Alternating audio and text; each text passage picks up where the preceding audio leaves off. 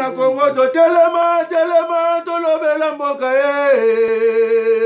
Ole to suwa babimisa na poasa.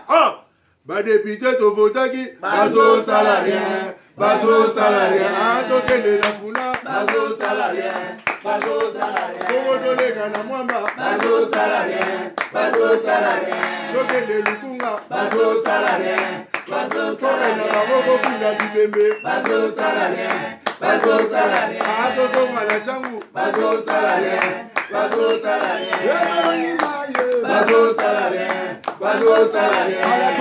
molili, bazo salarien. Kulu ne paye, bazo salarien. Kala balengani ba mama, bazo salarien. Etonali wape, bazo salarien.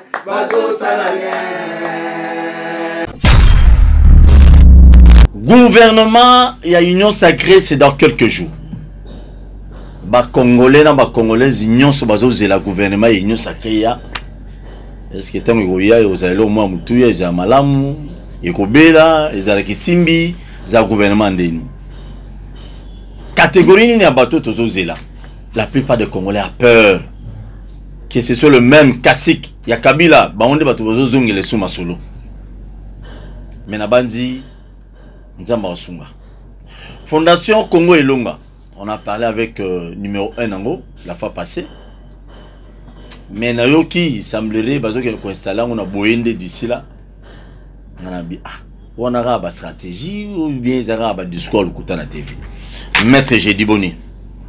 Qui de copain? Qui mezali? Na se plata on loba la sango mais sango te Congo Elonga za batiti na bina bato Congo Elonga ga bon. Non, moni na vie faut poser. Ça sert à rien cause on a batiti du mot je sais pas moi, on a bien on ba foyute mais quand même il faut être posé. Oui, ben là, ça là, oui, bah reposer pas par pas et tu avances lentement mais sûrement. Donc Congo Elonga eza fondation yebi, musala na biso eza ya pour rappeler ba Congolais que bango moko il faut pas défendre ba intérêt na bango donc soki bakangi bamboko muto défendre ba intérêt na bango azate. Il faut pas bunda pona état de droit, il faut pas bunda po que mboka na biso ekende liboso et donc comme j'ai toujours dit la fondation Congo Elonga et Bundaka pona justice juste. Il faut que la justice juste est à tous les niveaux. Donc voilà ma mission en gros. Il y a fondation Congo Elonga ndenge na ibisa ki la na boyende bozo kende to boki. Non, to lobby que fondation Congo Elonga est en vocation nationale. Ça veut dire que vous allez si toute l'étendue de la République et donc boyende vous allez exclure. Donc vous allez partout dans la République démocratique du Congo, mais aussi to vend ici ba structure na biso, ba base na biso na capitale donc na Kinshasa Mobimba et donc petit à petit to projeter ko kenda na ba province mosusu ou la République démocratique du Congo pourvu que tous ala na assise partout pour que ba Congolais ya Boende, ba Congolais ya Bujala, ba Congolais ya Kasangulu ba s'imprégner na vision ya fondation Congo Elonga pour bango moko ba se prendre en charge ba banda ko défendre ba intérêt na bango. Comme j'ai dit l'autre fois, elle to créer fondation Congo Elonga, on s'est rendu compte que les prétendus députés, il fallait pas défendre la population. Bah, ils ne défendent pas la population. Tout le monde a dit qu'ils défendent les intérêts. Ils ont 2 millions de $2,000. Oh, ceci, tout ça, la beauté, alors que la population va souffrir. Il est certes vrai que tout ce pays n'a pas conscience et pour changer ma pour la vision et l'union sacrée.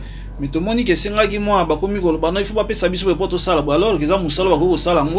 Pour l'intérêt de la population, on a vu comment ils ont demandé de l'argent. Et c'est ainsi que tous les Congolais que Fondation Congo Elonga, ils ont une vision et permettre chaque Congolais à défendre les intérêts jusqu'à ce que tous les l'obélia solo défendre la population. Voilà pourquoi très bien. Tout le lobby est partout. Donc bino, bomi bengue la numéro, bomi bengue numéro oyangai. Pour besoin contact ya Congo Elonga ba ya pe na kwa na bino ya Kinshasa bango bazaka na ngali mate na bumbu kaka te na selemba ote baza un peu partout ndeko batu nyonso na batu na biso bakufa na ba hero batu tout bazozela gouvernement sekezo bima profil nini ozana bezo lo lengi nini ya batu yozozela batu na babima po batu musu bazotelemena ba batu nyonso basayena Kabila nyonso ba bandoki cause on a gouvernement union sacré. Yo ose la batolo lengeni. Non, il faut dire que na idéologie à Congo est longue bien sûr. Il faut dire que Biba na gouvernement union sacré zaka ba congolais. Ba ko uta ailleurs. Ce sont des Congolais, mais il faut dire qu'il y a aussi des perles. Dans le cas des Congolais, il y a des personnes compétentes, qui ont un profil, il y a à défendre Mboka, qui ont un souci à défendre Mboka. Donc ce sont des personnes qui ont mis Kabi. Ça voudrait dire que si nous avons un poste à gérer, nous allons pour trouver solution à des problèmes et à des Congolais où ils allaient. Ce ne sont pas des personnes qui viennent aujourd'hui, les lots. Non, on n'a pas besoin de ces personnes-là. On a besoin de personnes qui se contenter d'un salaire à Sali Moussala pour trouver solution à nos problèmes congolais. Mais pas aussi des personnes incompétentes. On a besoin de têtes qui réfléchissent. Des têtes aux hommes, projection, il dit, ministère au bout de 2 ans, voilà, on a transformé le ministère comme un boy. Au bout de 5 ans, au bout de 3 ans, tout le monde a la réalité sur le terrain. On n'a pas besoin de gens qui viennent pour la routine. On dit que ministre Zalane, soit comme ministre, abengi secrétaire général. Ah ouais, Zalane. Vous voyez la question qu'on pose. Ah ouais, Zalane. Non, tu viens avec une vision. Parce que quand on est un homme d'État, quand on est politique, on se dit, les jours où je serai ministre, les jours où je serai DG, voilà la vision que je voudrais apporter comme pierre pour Mboka à développer, pour Mboka Kendeli Bosso. Voilà ce genre de personnes qu'on a besoin. On n'a pas besoin de gens qui viennent pour poser la question dans le secrétariat. Ça se passe comment ici? Mais comment on fait pour avoir de l'argent? Mais ministre, ça aura combien? Non, on n'a pas besoin de ces personnes-là. On a besoin de gens qui viennent créer. On a pour ça vision et asika, des bons projets pour Mboka Lobe Kendeli Bosso. Mais le secrétaire général va continuer, le secrétaire général ne faut pas l'ongla. Mais non, c'est tout bateau Baoumeli. Non, mais je pense qu'on a causé à côté administration, que les gens ont procédé, il y a l'administration, ils ont la retraite et tout ça, et puis bah ça li faute, bah ça li bambeba. On va statuer sur le plan disciplinaire et puis je crois que le ministre de la fonction publique a pris sa décision et nous encourageons que le ministre de la fonction publique a au côté en regard macasse ici c'est cet aspect de choses.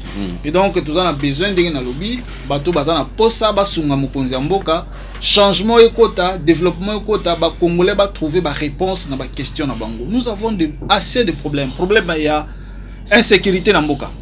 Vous savez que c'est chaque jour que Batubazo Koufakuna. On a un problème sérieux. Bien on a un problème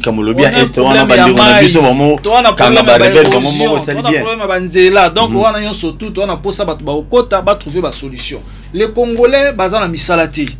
On a besoin de gens quand ils viennent avec des projets où ils sont misala et que chaque Congolais commence quand même à s'essouffler. Sinon on fait rien. Alors Batoya Sikawa président il faut vraiment regardant pour des personnes. Non, ce sont toujours des Congolais. Les compétents aussi ils sont là. Alors on a besoin que président. Non mais Oyebi, je peux citer. Non. Ils ont la bateau Bassala Moussala, tout le monde est ministre Abidja Salim Moussani Malam, par exemple. Il a bien fait son travail. Ministre Abidja UNC. Moi je sais pas, c'est un Congolais. Oui. Je sais que c'est un Congolais. Je prends monsieur comme Jean-Lucien Boussa. Parce qu'il y a na TV, na yoki ndeko Perro, hein. Ameki Koloba non, président, monsieur Boussa, monsieur, je sais pas moi, Mende, monsieur tel bazongate. Non, il faut pas orienter chef de l'État. Je pense que ça serait un manque de respect qu'orienter chef de l'État. Manque de respect. Mais oui, ça c'est orienter les chefs. On peut pas orienter les chefs de l'État. La nomination, il y a un ministre, c'est un pouvoir discrétionnaire, il y a chef de l'État. C'est un monsieur averti, il a des bons conseillers, il a toutes les informations, il sait ce qu'il fait. Orienter les chefs de l'État, ce n'est pas normal. Je voudrais un peu m'étaler sur la question à M. Jean-Lucien Boussa. Mais il faut traiter M. Jean-Lucien Boussa sur le bilan. Ministère et commerce extérieur, ils ont dit ministère où Moutabando Ligamote. Là, tout le monde a envie. Jean-Lucien Boussa arrive dans le ministère du commerce extérieur à avoir des mesures pour protéger l'industrie locale. Et Lélo a protégé les Congolais parce que l'industrie est là. Et ça, il y a des mesures, les ciment est cotaté, les barres de fer est cotaté, les sucre est cotaté, l'industrie est protégée. Jean-Lucien Boussa a commis dans le ministère du commerce extérieur. A Kouti, le secrétariat, c'est soigné raté. Il s'est bâti comme management à Zoueli Bango hôpital.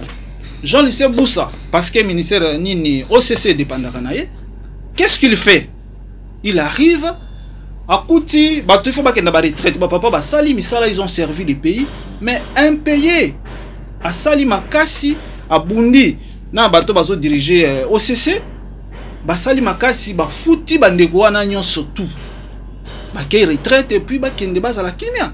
Jean-Lucien Boussa, c'est aussi la création de l'ANAPEX. Ça va Congolais sur l'étendue de la République démocratique du Congo, Misala. Jean-Lucien Boussa a commis le ministère du Commerce extérieur. Je parle du bilan, hein, parce que les gens ont bateau, va éviter Moussala, va ministre, va ça là. Non, mais justement parce qu'il faut répondre. Il faut répondre parce que peut-être que Moussou va vous en information. Fikini banda basala yango, banda au foot à bangote. Depuis Fikini eza Fikini, Jean-Lucien Boussa commis depuis Fikini eza la Fikini. C'est pour la première fois. Bande konabiso basala na Fikini ba banda kozwa salaire na budget à l'état. C'est Jean-Lucien Boussa. Vous comprenez? Jean-Lucien Boussa a sali makambo ke muta komi wana a sali musala et puis comment dirais-je et mon ani na miso abatu son bilan il est largement politique. Aujourd'hui c'est Zelekaf, mandat à chef de l'état dans l'Union africaine. Zelekaf est au centre à makambo. Et ça c'est Jean-Lucien Boussa, c'est le bilan de Jean-Lucien Boussa. Alors il est vrai que Batu Moussou basala qui na Kabila ba sali musala ba malamu te, mais il y a aussi des gens où ba sali musala mais ko sala musala ezo totalande bilan. Qu'est-ce qu'il a comme bilan? Batu wana bazana bilan ni peut permettre mukonzi ambuka tala est-ce que je peux continuer avec telle ou telle personne. Mais par rapport à la compétence de Jean-Lucien est inanime. Tu peux tout reprocher à Jean-Lucien sauf Mayele nae, sauf compétence nae. De ce côté-là ça n'appelle pas débat. Pour na yokin deko alobi non, Jean-Lucien Boussa na parti na est-ce que Batumsu bazala raté, moi na ya comme rapporteur, oyo kuna kenda na Sénat na bino ndeko za information malamu te. Pesa information malamu. Vous comprenez? Ndeko za information malamu te. Vous comprenez? Moi na Jean-Lucien Boussa wa koma ki rapporteur, premier rapporteur na bureau d'âge. Est-ce que Jean-Lucien Moutatie yo bizami be konde sangaki ke non? Ba kozwa muto aza mukolo na ba deux jeunes et tomber que ça moi na Jean-Lucien Boussa. Où est le problème? Il faut pas le baguer non comme les agents Lucien Boussa, non, il faut pas le faire. Non, moi je pense que c'est pas une bonne info, c'est un faux débat. Je pense que le débat Madame Gozala compétence et Ali, oui. Est-ce que rapporteur Wana Sali Moussa avait compétence? Je pense que c'est oui. Na Sénat. Je parle là na Assemblée nationale. Mais dans le Sénat, suppléant Jean Lucien Zanani. Ce n'est pas Boussa. Il s'appelle Imanamboulé. Vous comprenez? Qui n'est pas j'ai dit qu'il s'appelle Imanamboulé et non pas Boussa. Parce que le non, il s'appelle Boussa. Jean-Lucien Boussa, parti naïe, et direction, il y a province à Sud-Ubang. Est-ce que le gouverneur, il y a Sud-Ubang, s'appelle Boussa? Est-ce qu'il est proche de Boussa? Conséquence, c'est ça aussi que, comme ils ont dirigé province à Sud-Ubang, il y a des ministres. Est-ce que Royoka a ministre provinciaux parmi lesquels Royoka Kombo Abou Cézanne Nakati? Très bien. Mais aussi il y a une question. Ndekonabiso Pero a un défaut de qualité. Soki. Et bon à provincial. Attendez. Soki. Question est non parce que Boussa Thiebou non, ce n'est pas à lui de revendiquer. C'est au parti de Jean-Lucien Boussa de dire non, monsieur Jean-Lucien Boussa pour Aninoté ou pour Aninoté. Ce n'est pas à lui. Merci beaucoup Libanda Mabé, il faut pas le bailler, on est là. Atika bandeko ya parti à Jean-Lucien Boussa, bango moko bakoloba ke non, mais c'est Jean-Lucien Boussa a au salibo chaque parti politique est en organisation nango, chaque parti politique est ba critère. Il y a Moutouazala, candidat député, il y a Moutouazala, suppléant, il y a Moutouazala tel. Ce n'est pas à lui de venir dire, donner des leçons, dire que non, dans les partis de Jean-Lucien Boussa, il n'y a pas de compétences. Non, c'est le système, c'est le mode de fonctionnement tout tient à Kati. Et puis il y a des critères pour Moutouazala, candidat, pour un suppléant. Ce n'est pas comme ça, ce n'est pas à lui de venir donner des leçons à partir à Jean-Lucien Boussa. Et donc, toujours le président de la République à tenir compte de la compétence. Et Jean-Lucien Boussa a un bilan largement positif. Que compétence continue de servir. Et donc, na place, ce n'est pas un problème. Na place, il y a nani. Déjà Lucien, mais il appartient. Mais je dis que ça pouvoir discrétionnaire à chef de l'État. Très bien. Merci beaucoup. Na bino batulandi biso na tamu kuse ya lelo nzambe azala na biso longo maître Jedi yo défendre. Il faut défendre pas ta détruire ministre monsieur yo yebi hein. Na ba ministre basali musala basaliti. Ko le budget, économie. Mais il y a budget asali musala na e. Économie. Yo reprocher Mayoni. On va reprocher finalement Mayoni. Il a bien fait son travail. Vous comprenez? Bon économie. Batu basali misala bazali. Il y a santé. Batu basali misala bazali. Il y a défense. Vous comprenez? Défense asali misala. Très bien, merci. Maître Sylvain Mutombo asali musala bien. Titulaire nae. Na lobby Maître Sylvain Mutombo asali musala bien titulaire na asali et l'autre. Merci beaucoup. OK. Mais on se plaint na Fachimingi apparemment. Na Kabila na Facho c'est pas mingi. Non, écoutez, Paul, les questions c'est pas la tête, on a besoin de Congolais, de patriotes, pour ça faire avancer Mboka na biso. On a l'État. Ce n'est pas question de CP la tel. Nous allons voir la personne qui travaille bien. Nous voyons les intentions du président de la République. Il a envie de mieux faire. C'est ça, ce qu'on a besoin. On n'a pas besoin de nous mettre avocat, yoka locos. Avant dernier, nous avons lobby Congo Kufa Likola Beritier. Oui, Beritier. Beritier ne va pas. Abi Joseph Kabila papa né à Koufi, il y a Zubokonzi. Et ça y était mutalitaki. Félix Tshisekedi papa Etienne Tshisekedi à Koufi, mon a arrêté Bokonzi. Abi ba héritier mi bané ba to boma Congo. Nous avons partagé vie on a tête. Non, Paul, il y a une chose. Écoutez, ce qui chaque parent, je crois qu'il faut pas toko saba congolais.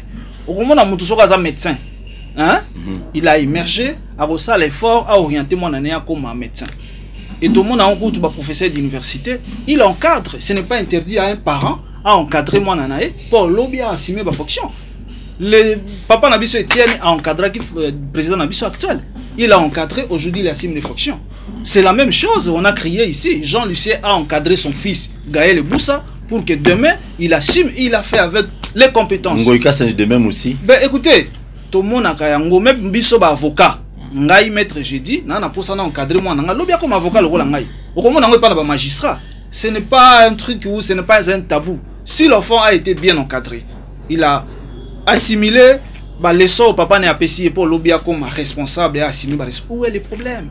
On peut refuser à un parent d'encadrer son enfant pour lobby assumer la responsabilité. Si c'est un enfant qui ne mérite pas, c'est bien. Mais si c'est un enfant qui mérite, il a toutes les compétences requises. Mais où est le problème? Où est le problème? Toujours défendre les non, je pense que merci. Ça c'est pas un débat, c'est un faux débat. C'est un faux débat. Token de liboso, ceux qui m'ont annoncé à la compétence requise, moi je trouve pas de problème. OK. Les alandais que mutumsu azo mérité bon bazuyo ba yo tia. Non, ba yo dem bisai non, ça c'est pas. Ça on pas d'accord. Azakinois. Oui, non, qui Félix Azakinois. Mais non, écoute, président de la République. Ça c'est pas un débat. Ils ont débatté. Le président de la République, c'est un vrai Kinois. C'est un vrai Kinois. Vrai Kinois. Oui. Kabila za. Paul, tu as masolo. Tu as aussi des non, il y a problème. Tu as masolo à président de la République. Je dis que le président de la République, c'est un vrai Kinois. Et Joseph Kabila aussi, c'est. Je parle du président de la République. Félix Antoine Tshisekedi Tshilombo. Vous avez travaillé avec Kabila, est-ce qu'il y a Kinois tout est? Je parle du président Félix Tshisekedi, qui est un vrai Kinois. Il sera vigilant parce que ça, donc Kabila comme je parle du président. Comme Kabila Kinois. Ah non. Mais Kabila Kinois. Nazolo Bela, président de la République. Mais je te comprends pas. Paul Bagara To Iyo Azakino Zakilo. Nazolo Bela président Abisoti. Opposant la question par rapport à ça Joseph Kabila Mbote émission na Monsieur. Merci beaucoup na bana Kinshasa. To sepeli na ndenge bolandi biso, il était juste question à ça la mise au point pour na Mboka na biso kende liboso. Merci. Et donc il n'est pas exclu au président de la République à reconduire ba compétences et bana mboka o ba sali musana bango mona na biso abatu, notamment bandeko to ko tanga kombo awa.